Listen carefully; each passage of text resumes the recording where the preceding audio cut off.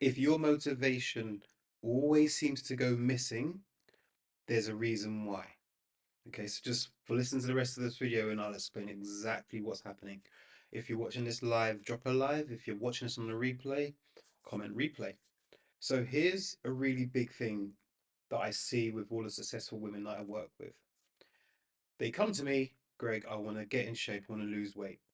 And as we start the process of them working with me, one of the key things we do is we look backwards because the history will determine how you move forward.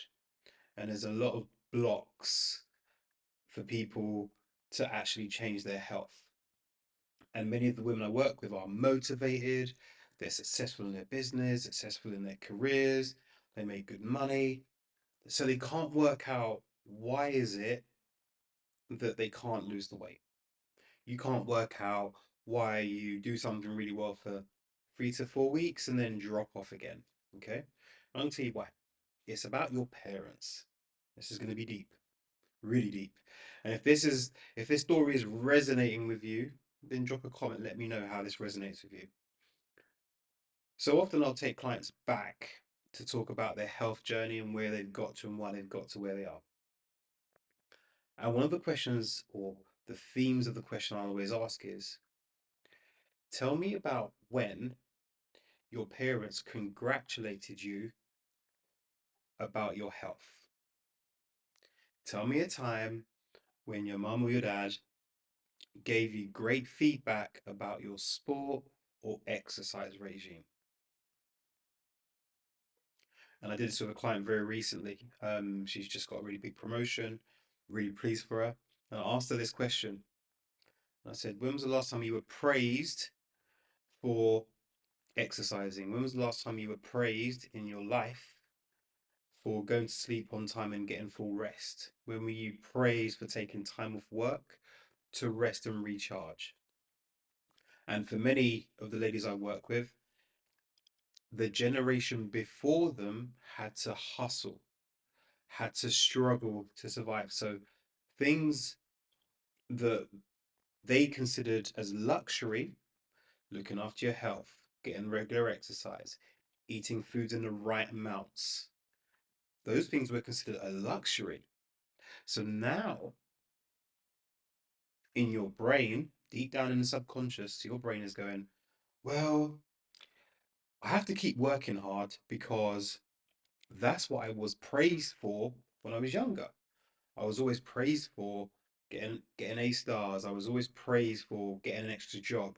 I was always praised for doing extra work. Okay.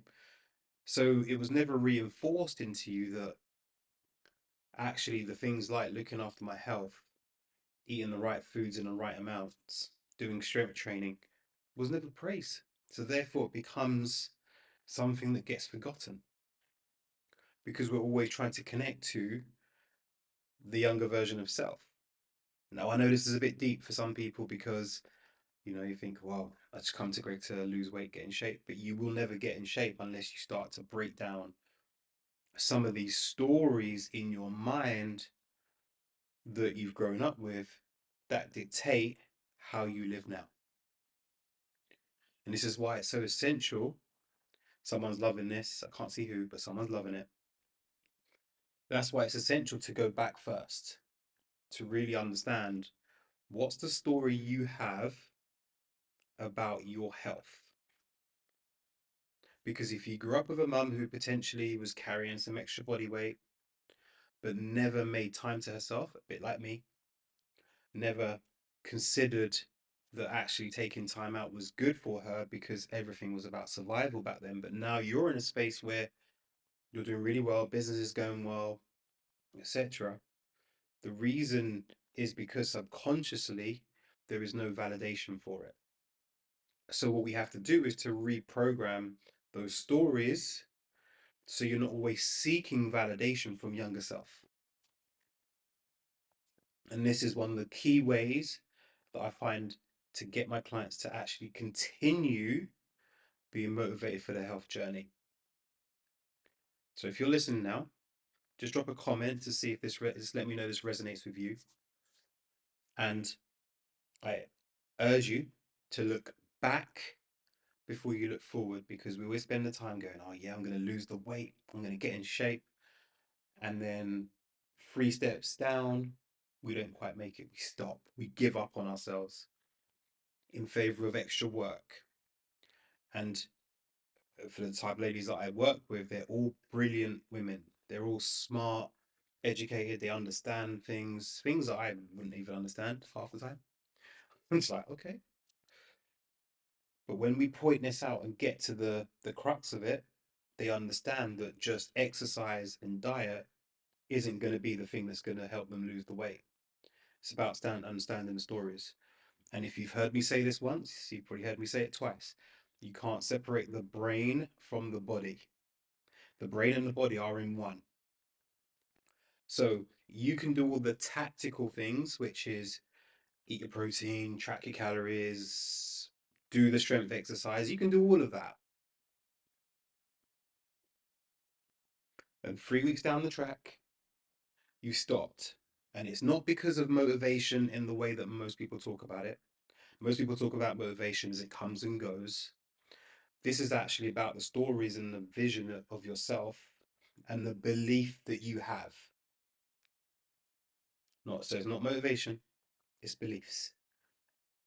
Because what will happen is you will find a way, because of the subconscious story, to find things to be motivated for.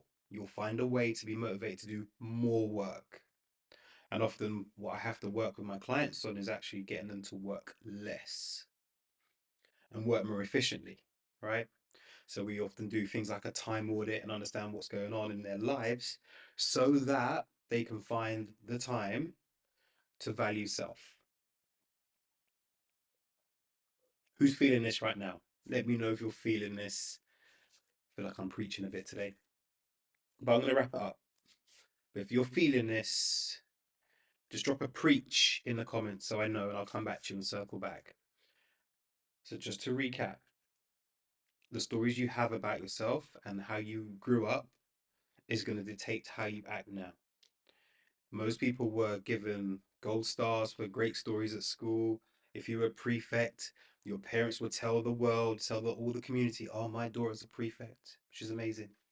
My daughter has got her degree. She stayed up late to study. My daughter is now CEO of this or has built this really big business. But what they don't do is praise you to look after yourself to be able to sustain that success. And if you can't do that, then you're going to not have the business or the health, and you can actually get the two together. So if this is something that resonates with you, tag someone else in who needs to hear this message, share this with someone else who needs to hear this, and I'll see you again soon.